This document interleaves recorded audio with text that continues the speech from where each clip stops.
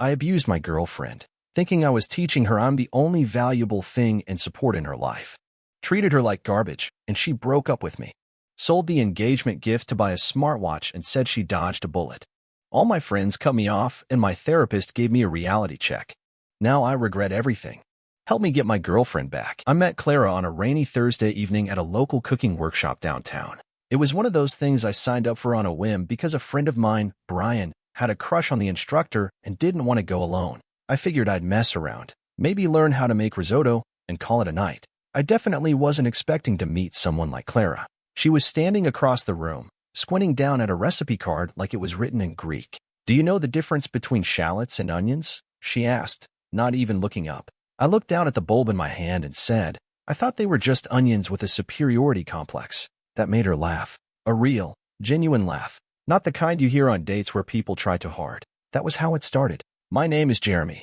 I'm 27 years old and living in Louisville, Kentucky. At the time, I was just finishing my master's in fine arts, struggling with part-time jobs, and fresh out of a few emotionally dry, half-hearted relationships. You know the kind, lots of talking, not a lot of listening.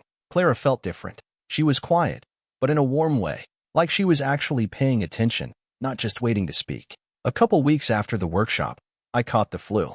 I was half dead on my couch with a blanket over my head when Clara showed up at my door holding a bag of lemon ginger soup, crackers, and one of those cooling forehead strips. She had biked across town in the rain just to bring it. No asking, no prompting, just did it. I remember thinking, this must be what real love feels like. Clara wasn't flashy. She wasn't the type to make grand declarations or post about us online every 5 seconds. She showed up. She remembered the way I liked my eggs. She asked me how I was feeling and waited for the real answer. At the time, I honestly thought she was my reward. Like, finally, after years of dating people who couldn't be bothered to care about my bad days, here was someone who did. But somewhere along the way, that gratitude twisted into something darker.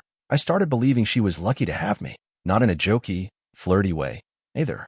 I'd catch myself thinking, she's so sweet, probably couldn't get anyone better. I'd done the hard work of dating all the wrong people, and now I deserve to be adored without question. I didn't say that out loud, of course, but the thoughts bled into how I treated her. If she texted too slow, I'd make her wait longer next time.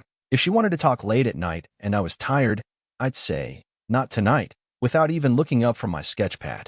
And when she smiled and said, "Okay," I didn't feel guilty. I felt powerful. That's how it starts. You don't realize you're pulling away from someone until they're standing there alone, still holding on, still smiling at you, while you act like it's a favor just to stay. People saw Clara and thought I was lucky. I didn't disagree. I just told myself I was the kind of guy people wanted to stay lucky for. And when she did something kind, like bring me coffee or drop off my dry cleaning when I forgot again, I stopped saying thank you. I stopped noticing. In my head, I started believing she owed me something. For choosing her. For letting her be close to me. And the worst part? I convinced myself I was setting healthy boundaries. That I was just being honest. That I had the emotional maturity to know when to protect my peace. What I didn't realize was that I was building walls, not boundaries. And Clara, bless her heart, kept knocking on the door like it wasn't slowly disappearing behind bricks of my own self-importance. Looking back now, I see it so clearly. She wasn't my reward. She was my mirror. And I broke her just to avoid seeing what I really looked like. At first, the fights were small. So small I didn't even call them fights. One night, Clara showed up 20 minutes late to dinner. Nothing dramatic, just traffic and a late shift at the campus bookstore. But I didn't greet her with a hug or a smile. I just sat there, arms crossed, fork scraping my plate, letting the silence do the talking. She apologized right away, said something like, "I'm so sorry, I should have texted sooner," but I didn't respond. I just nodded, didn't ask how her day was, didn't reach for her hand across the table like I normally did. She paid for her own meal that night, too, probably because she could feel the shift in me. I told myself I wasn't being cruel. I told myself I was setting expectations, that people should be on time, that it was about respect. But deep down, I knew. I wanted her to squirm a little. I wanted her to feel like she disappointed me, so she'd try harder next time. After that, it started happening more often. She watched a new episode of a show we'd started together. Just one. Something light. Something silly. I found out by accident, and I didn't say anything about it that night. The next day, though, I didn't text her at all. Didn't answer her calls. Left her, "Hey, are you okay?" messages on read. That time, it was 2 days before I responded. When I finally did, I said, "Just needed space." It's not a big deal, but it was. I made it one, and she knew it. She started over-apologizing for everything. Sorry I left the dish soap open. Sorry I forgot to buy almond milk. Sorry I didn't text you when I got home. I told myself it was cute, that she just cared too much. But really, I had trained her to be afraid of upsetting me. My friends thought it was normal couple stuff. One of them even joked, "Man, you're lucky she's not like my girlfriend. She'd just do it again to spite me." I laughed. Didn't tell them Clara had baked cookies and left them on my doorstep the day after the show incident, with a note that said, "For my favorite co-watcher, sorry again." The more she bent, the more I pushed. There was one fight I still think about sometimes. Stupid, like most of them. She didn't pick up her phone during her shift, and I sent 3 texts in a row. By the time she got off work, she was practically panicking. "I'm so sorry. I had it on silent. Are you okay?" I didn't answer. Not that night. Not the next day. She showed up at my apartment after work with takeout from my favorite Thai place. She stood there in the doorway holding the bag like it was a peace offering from some war she didn't know she was in.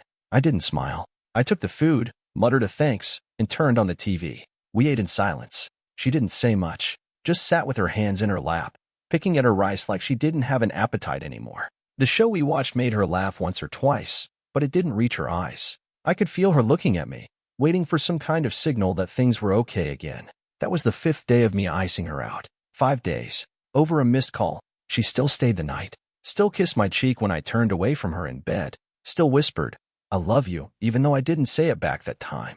And me? I told myself I was teaching her how to be better. That if I didn't enforce boundaries, I'd end up hurt again.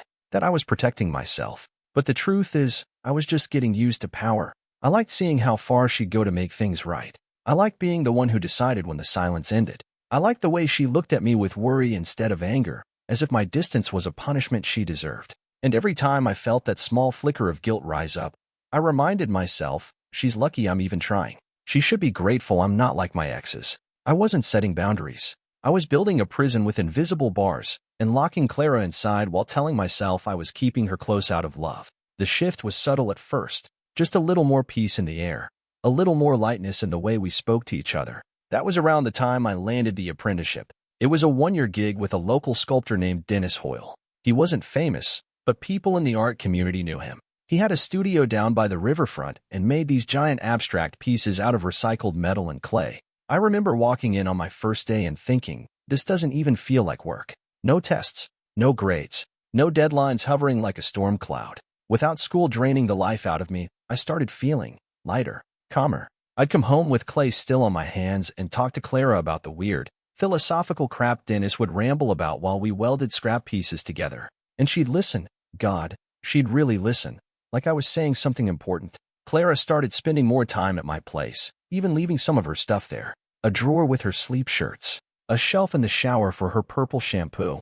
Our routines clicked into place like clockwork. Sunday picnics at the park, Tuesday night painting dates at the apartment, morning coffee runs where she'd always remember to bring my with oat milk. No sugar iced latte even when I forgot hers. One weekend, we went hiking just outside of Bardstown.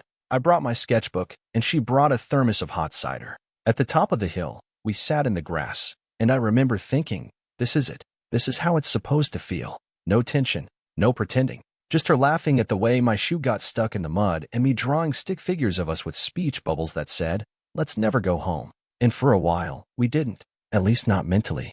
That fall, she gave me a gift. It wasn't my birthday. It wasn't any kind of milestone. Just a Wednesday evening when I got back from the studio, exhausted and covered in dust. She pulled a tiny box from her bag and said, "I saw this and thought of you." Inside was a hand-carved wooden pendant, small and smooth, like something you'd keep in your pocket for good luck. On one side, she had etched our initials. On the back, the date I was expected to graduate. I just stared at it. Clara said softly, "I thought you could wear it on your keychain or something, for whenever you feel like giving up." I kissed her right there on the kitchen floor. Hard, like the kind of kiss you give someone when you know they're way too good for you, and you don't know how to say it out loud. That week, I started talking about the future more. Moving in, maybe getting a small studio of my own. Clara didn't flinch. She smiled and said, "I've already started saving." Like she'd been planning it the whole time and was just waiting for me to catch up. And I really believed I was different then, that I had changed, that I'd outgrown whatever selfishness had crawled into my chest those first few months. But the truth was, I hadn't changed. I had just been given breathing room. My need for control didn't vanish, it just went quiet. And because Clara was happy, I convinced myself that meant I was being good to her. I didn't notice the little things she still did to keep the peace. How she'd check with me before making weekend plans. How she never mentioned how much time we spent doing my hobbies, and not hers. How she still apologized if I got quiet, even when nothing was wrong. I told myself we had reached some kind of balance, that I had finally learned how to be a mature partner. But if I'm being honest, all I really learned was how to hide the ugly parts better. Clara relaxed that year. She laughed more, talked about applying to grad school, or maybe getting certified in art therapy. I nodded along, supportive and engaged, thinking, this is working. We're working. But under the surface, something was still wrong. Because in my head, I wasn't asking what she wanted. I was measuring how much she was giving me, how consistent her love was, how often she showed up and stayed soft. And the second I felt even a flicker of distance from her, even if it was imagined, I'd get cold again.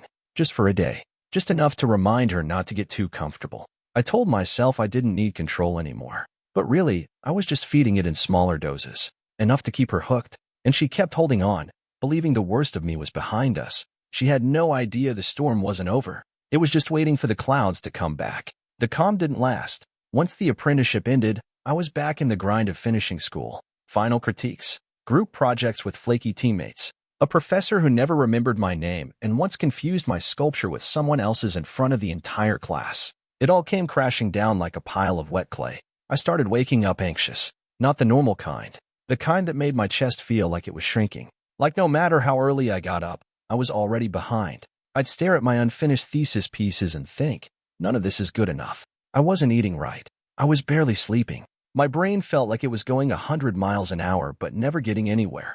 And Clara, she tried. She really tried. She started coming over more often, just quietly folding laundry or putting a post-it note on the fridge that said, "You're doing better than you think." She'd stock my fridge with things I liked, coconut yogurt, pre-cut fruit, those overpriced sparkling waters I used to grab as a treat. When I'd forget to eat, she'd drop off sandwiches between classes. Nothing flashy, just these quiet, thoughtful gestures. But one stupid night, she forgot to get the tea I liked. It was this jasmine blend from a tiny shop we'd found together. I always drank it before long nights in the studio. It was like a comfort ritual. She brought everything else. Granola bars. My favorite pen I thought I lost. Even printed out a critique rubric I'd misplaced. But the tea wasn't there.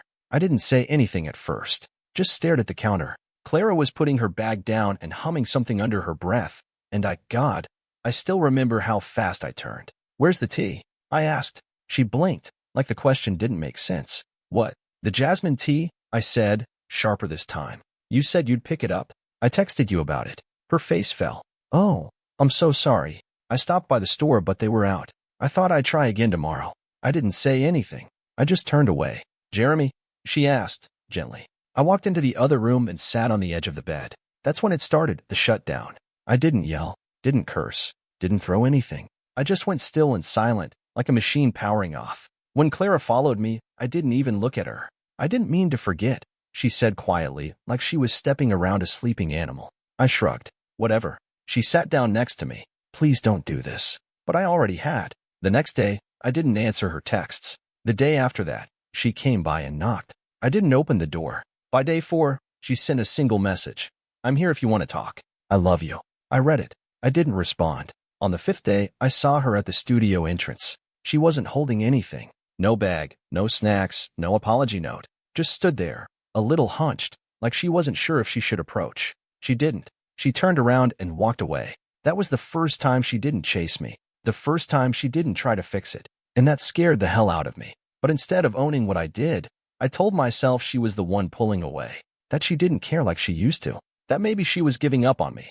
It never occurred to me that maybe she was just tired of being punished for showing up imperfectly. I went home and stewed in it. Told myself I was the stressed one. That I was allowed to be cold sometimes. That people should be able to handle that if they really loved you. But deep down, I knew. She was slipping through my fingers, and I was still holding on with a closed fist. Clara had always treated my emotions like glass. Delicate, fragile, worth tiptoeing around. And I treated hers like rubber. Something that would always bounce back no matter how hard I threw it. Clara had been planning it for months. I didn't know at the time, of course. I just thought she was being a little more frugal than usual. Skipping brunches with her friends, saying no to movie nights, turning down new shoes she'd been eyeing for weeks. I figured it was just one of her budgeting phases. Clara was always mindful with money, always saving, always tracking things on her little Excel sheet. But really, she was saving for me. My birthday landed on a Saturday that year, right in the middle of midterms. I wasn't feeling particularly festive, and I had already made it clear I didn't want anything big, just dinner and maybe a drink. I told her. Clara nodded and said, "I've got something planned. Just trust me." I remember walking into that lodge like it was nothing.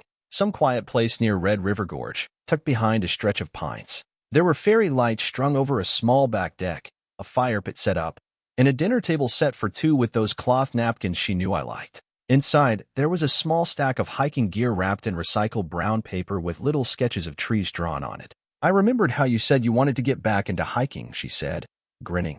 "And I figured if you're going to conquer a mountain, you should do it in style." It was all personalized. The jacket had my initials embroidered inside. The boots were waterproof, exactly my size. The water bottle had a quote I'd once said while half drunk on a trail last summer.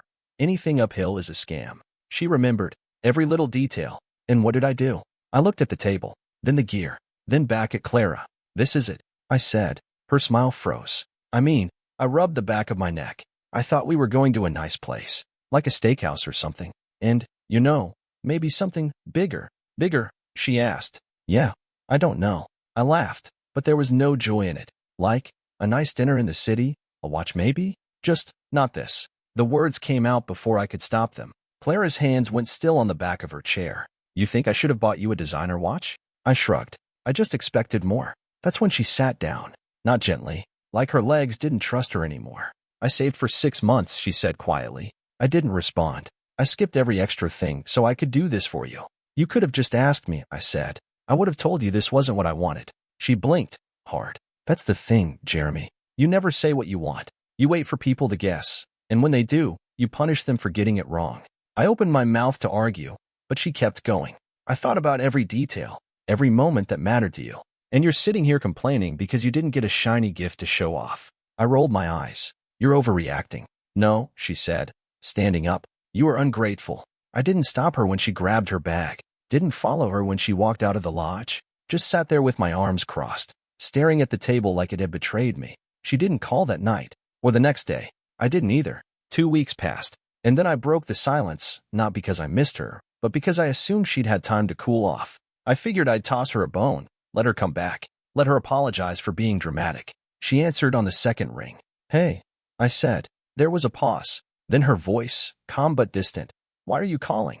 I blinked. "To talk. Obviously. I don't think we have anything left to talk about." "What?" I laughed, confused. "You're still mad about that night?" "I'm not mad," she said, her voice flat. "I'm done." "Clara, come on. You're going to end things over a birthday dinner." "No," she said. "I'm ending things because I finally realized something. You need someone who lets you punish them. Someone who says, thank you every time you get cold and distant. Someone who thinks being close to you is a privilege they have to keep earning." I didn't say anything. She took a breath. "I'm done being your emotional dartboard." Click. That was it. No crying. No yelling. Just the sound of someone closing a door they'd been holding open for too long. And me? I sat there with my phone in my hand, still waiting for her to come back through it. Still thinking maybe if I waited long enough, she'd apologize for making me feel bad. But deep down I knew, this time, she wasn't going to knock again. At first, I told everyone I didn't care. When my friends asked where Clara was, I said we were on a break. When my sister texted me to say she saw Clara's breakup post online, I replied with a thumbs-up emoji. I told myself it was fine, that I didn't need her, that I was better off without someone who got so emotional over one bad night. But that wasn't the truth. The truth was, I'd check her social media late at night and stare at the photos she'd posted, smiling with coworkers, holding a pottery mug, standing in front of a mural downtown like nothing had happened. No caption, no mention of me, like I'd never existed. The silence didn't feel like power anymore. It felt like a void. I started acting like nothing was wrong, posting stories of coffee cups and art supplies, making vague tweets about new chapters. I bought myself a smartwatch, one of those overpriced ones with the fancy bands, using the money I had quietly been setting aside for Clara's engagement ring. I posted a photo of the watch on my story. The caption read, "Dodged a lifetime of apologies." The second I hit post, I knew I'd regret it, but I left it up anyway. That's the thing about pride. It doesn't let you delete the damage until it's already done. A week later, my sister Emma called me. We hadn't been close since we were kids, but she'd always liked Clara. Always asked about her when she stopped by for holidays. You really posted that? She asked, skipping hello. I rolled my eyes. Nice to hear from you too. She ignored that. Clara saw it. Vanessa told me. Vanessa, one of our mutual friends. One of the few people still kind to both of us after the breakup. I didn't say anything. You know she's not telling people what happened, right? Emma continued. She hasn't trashed you. She just disappeared. Good, I muttered. I didn't ask her to write a book. Emma sighed. Jeremy, listen. I'm not calling to argue. I'm calling because you need help. I almost laughed. Help? I'm not the one falling apart. No, she said. But you're the one who doesn't even realize you already did. That night, I opened up the notes app on my phone and started listing things Clara had done for me. Not big, dramatic things, just everyday stuff. That time she biked in the rain to bring me soup. When she fixed my resume, even though she had a final due the next morning. How she'd text me breathe before every critique. How she always folded my hoodie sleeves before putting them in the drawer because she knew I hated wrinkles at the cuffs. The list got long fast. Then I made another list. One I didn't want to look at. The times I gave her the silent treatment. The moments I told her she was too sensitive. How I mocked her taste in movies. That one night, I said she was lucky I even stayed. I stopped after that one. I brought the lists to my therapist. Yes, I finally saw one. I told myself it was to process the breakup. But really, I just needed someone to say out loud what I was too scared to admit. I hurt someone who loved me. Repeatedly. She listened patiently, flipping through my pages of bullet points and scattered memories. When I finished, she said something that still echoes in my head.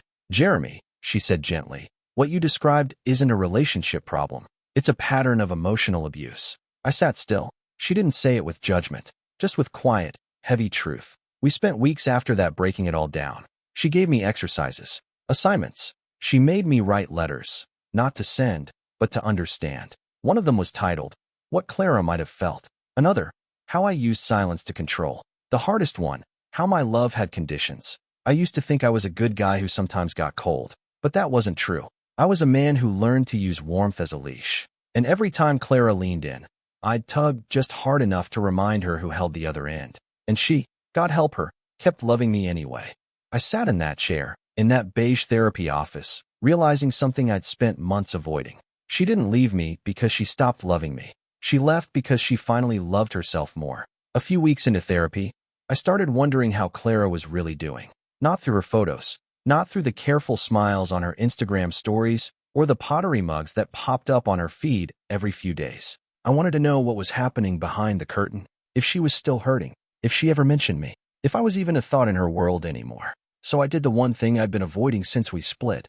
I reached out to Vanessa. She responded in less than 5 minutes. Hey, what's going on? I asked if we could talk. Not over text. Just talk. She agreed. We met at a small coffee shop near the art museum, a place Clara and I used to go after gallery nights. I sat at a corner table nursing a drink I didn't even taste, waiting for Vanessa to walk through the door with some clue of who Clara was now. When she finally sat down, she didn't waste time. She's doing okay, she said. Better than I thought she'd be, honestly. I nodded slowly. So she's, what? Fine. She's not talking about you, if that's what you're asking. That hit harder than I expected. Vanessa sipped her drink and leaned back. She joined a pottery studio, started taking classes twice a week, said she wanted to learn something with her hands. She looks lighter, like she stopped holding her breath. I looked down at the table. She also cut her hair, Vanessa added. And yeah, she's lost weight, but not in a sad way. She just looks like someone who's finally taking care of herself again. I wanted to be happy for her. I did. But the lump in my throat didn't feel like pride. It felt like grief. She ever talk about me? I asked. Vanessa hesitated. No, not really. Not even once? She gave me a long look. Jeremy, people don't need to say your name out loud to remember the pain. That sat like a stone between us. After a moment, she added, she had a breakdown once. Right after your silent treatment thing, the 5-day one. She came over to my place and just curled up on my couch and cried for hours. Couldn't breathe. Said her chest hurt, like her body was turning on her. I swallowed hard. She told me she kept checking her phone like a dog waiting for the door to open. Every vibration made her jump. She said she was scared of you being angry, but more scared of you never talking to her again. I didn't know what to say. Vanessa's voice softened. She said loving you felt like always trying to prove she deserved to stay. That one cracked something in me. She told me once, Vanessa continued, that silence with you felt louder than yelling. That it wasn't about punishment. It was about being erased. About existing only when you were in the mood to acknowledge her. I couldn't speak. Jeremy, she said gently, I'm not here to make you feel worse. But if you really want to grow, you need to understand the weight you put on her shoulders. I nodded, barely. Then she said one more thing I'll never forget. When Clara broke up with you, do you know what she told me? I looked up. She said, tell him not to be too hard on himself. He's still learning. I blinked. She said that? Vanessa nodded. Even after everything, she still wanted you to be okay. That broke me. Because in the end, even as I turned cold, even as I weaponized silence and called it self-protection, Clara never stopped choosing compassion. Even when I made her feel invisible, she still wished me peace. I left that coffee shop shaking, because for the first time, I realized something I had spent years denying. Clara didn't leave me because she stopped loving me. She left because I never learned how to love her back in a way that didn't hurt. It was a rainy Tuesday morning when I sat down to write the letter. Not to send. I knew I never would. But my therapist said it might help, getting everything out, all of it, without filters or justifications. I sat at my kitchen table, staring at the page, unsure where to start. Then I just wrote, Clara, I don't know what I expected when I called you that day. Maybe part of me hoped you'd still be waiting, angry. Sure. But waiting. Instead, you were calm, like someone who had already walked through the fire and didn't need to look back. You said I needed someone who let me punish them. And you were right. I didn't sugarcoat the rest. I wrote about the tea incident, the birthday, the silences I wielded like weapons, the apologies I made her beg for when all she did was love me the best way she knew how. I wrote about how I confused control for emotional maturity, how I convinced myself that she was too sensitive when really, I was too cowardly to be vulnerable. You showed me love with your hands, in the meals you cooked, the notes you left, the way you never raised your voice, even when I deserved it. And I gave you love with conditions, with rules, with expiration dates. I didn't see it then, but I do now. When I finished, I folded the letter in half and tucked it into a drawer I never use. Maybe someday I'll burn it, or maybe I'll keep it, as proof that I was finally honest with myself. After that, I texted Vanessa. Just 2 words. Thank you. She replied right away, proud of you. That night, I lay in bed replaying the last thing Clara ever said about me. Tell him not to be too hard on himself. He's still learning. She didn't have to say that. She had no reason to protect me anymore. But she did. And that's when I understood what real love looked like. It wasn't the way I doled out affection like a prize to be earned. It was her, telling the friend we shared not to abandon me, even after I broke her spirit, even after I made her question her worth. That last act of grace stuck with me. It still does. I've been going to therapy every week, not to get her back, that fantasy died a long time ago, but to make sure I never become that man again, the one who punishes softness, the one who equates silence with strength. I started volunteering at an arts nonprofit that helps teens express themselves through sculpture. Some of them remind me of me at that age, confused, angry, too smart for their own good. I don't tell them my story, but I see them, and I try to listen. For real this time. I still think about Clara, sometimes in the quiet moments. When I pass a tea aisle, when I see a bike leaning against a cafe wall in the rain, when I catch myself going quiet with someone I care about, and I stop myself before it happens again. Because the truth is, she changed me, not in a romantic, fairy tale kind of way, but in the way a mirror does, showing you everything you refused to see until it cracked. Losing Clara didn't make me whole. It exposed how far from whole I'd been. So now, I wake up each day with one promise: to never mistake love for obedience, to never treat someone's kindness like currency, to never use silence as a weapon again, and to carry the lesson she gave me softly, selflessly, and without condition for the rest of my life.